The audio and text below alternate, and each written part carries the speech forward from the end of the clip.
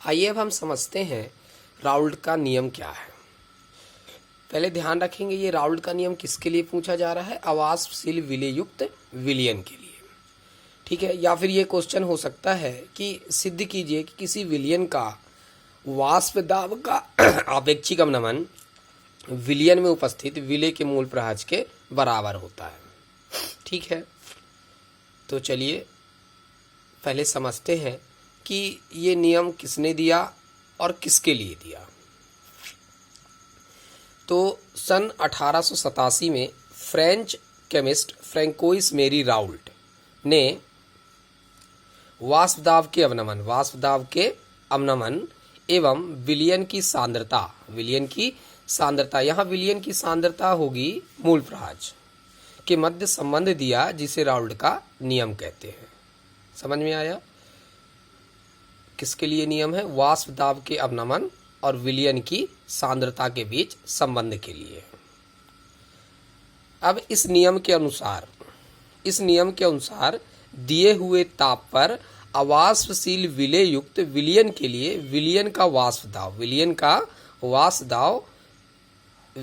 विलयन में विलायक के मूल प्रहाज के समानुपाती होता है। क्लियर है? दिए हुए ताप पर अवाष्पशील विलेय युक्त विलयन के लिए विलयन का वाष्प दाब विलयन में विलायक के मूल प्रहाज के क्या होता है? समानुपाती होता है।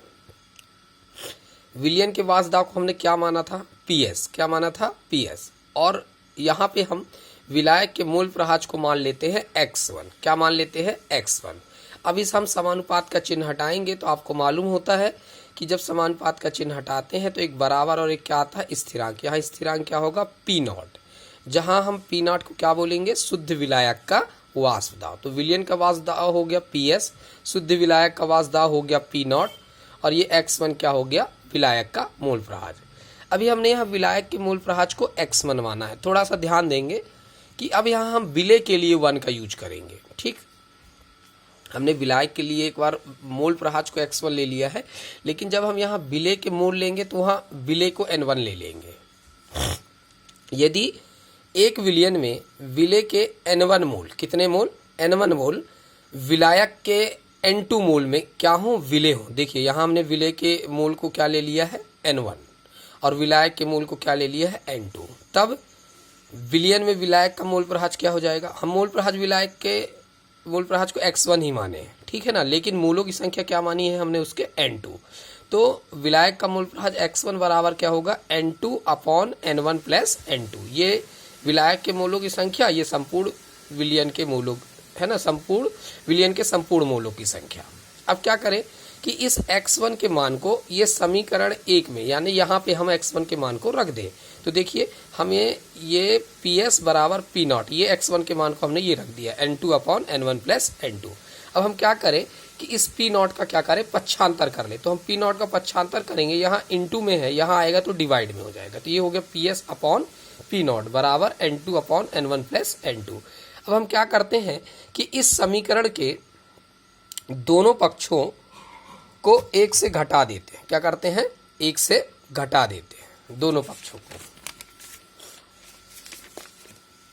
तो जब हम इस समीकरण के दोनों पक्षों को 1 से घटाएंगे तो देखिए ये हमने ये PS/P0 को किससे माइनस कर दिया? 1 से, और n2/n1 + n2 को किससे माइनस कर दिया? 1 से। एलसीएम ले लीजिए, क्या आ जाएगा यहाँ पे? P0 का 1 से डायरेक्ट इंटू होगा तो P0 आ जाएगा। अब यहाँ P0 से P0 क्या हो जाएगा? कैंसिल, तो 1 बचेगा, 1 का ऊपर इंटू करेंगे तो क्या आ जाएगा? ये माइनस आ जाएगा, पहले क्या आ जाएगा? PS बराबर, यहाँ पे एलसीएम क्या आ जाएगा? n1 + n2 आ गया। अब इस n1 + n2 का डायरेक्ट इंटू 1 से होगा तो n1 + n2। अब यहाँ n1 + n2 से n1 + n2 क्या हो गया? कैंसिल, बचा 1 का डायरेक्ट n2 से इंटू हो गया तो ये हो गया n2, और ये वाला माइनस तो ये है। अब देखिए ये प्लस का n2 है, ये माइनस का n2 है, कैंसिल हो जाएंगे, बचेगा क्या? n1/n1 + n2। तो ये हो गया n1/n1 + n2। यहाँ क्या बचा? P0 - PS/P0। अब ये आ गया समीकरण 3।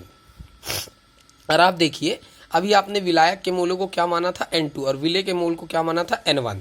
तो देखिए ये आ गया आपका n1/n1 + n2। ये क्या हो सकता है?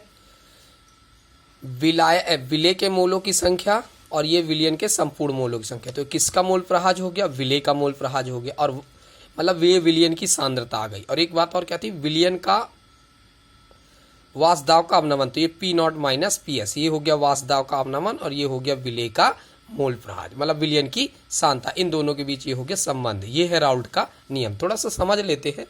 ये हो गया आपका P naught minus P S वाष्प दाब का अवनमन, ठीक है। और ये पूरा क्या हो गया, P naught minus P S upon P not वाष्प दाब का आपेक्षिक अवनमन। और ये वाला पद क्या हो गया, N1 upon N1 plus N2 विलेय का मोल प्रहाज। तो देखिए समीकरण 3 से स्पष्ट है कि दिए हुए ताप पर अवाष्पशील विलेय युक्त विलयन के लिए वाष्प दाब का आपेक्षिक अवनमन, ये वाष्प दाब का आपेक्षिक अवनमन विलेय के मोल प्रहाज, विलेय के मोल प्रहाज के क्या होता है, बराबर होता है। यही राउल्ट का नियम है। बन जाएगा एक बार और, समीकरण 3 से स्पष्ट है कि दिए हुए ताप पर अवाष्पशील विलेय युक्त विलयन के लिए वाष्प दाब का आपेक्षिक अवनमन, ये P naught minus P S upon P naught विलेय के मोल प्रहाज के क्या होता है, बराबर होता है। यही राउल्ट का नियम है।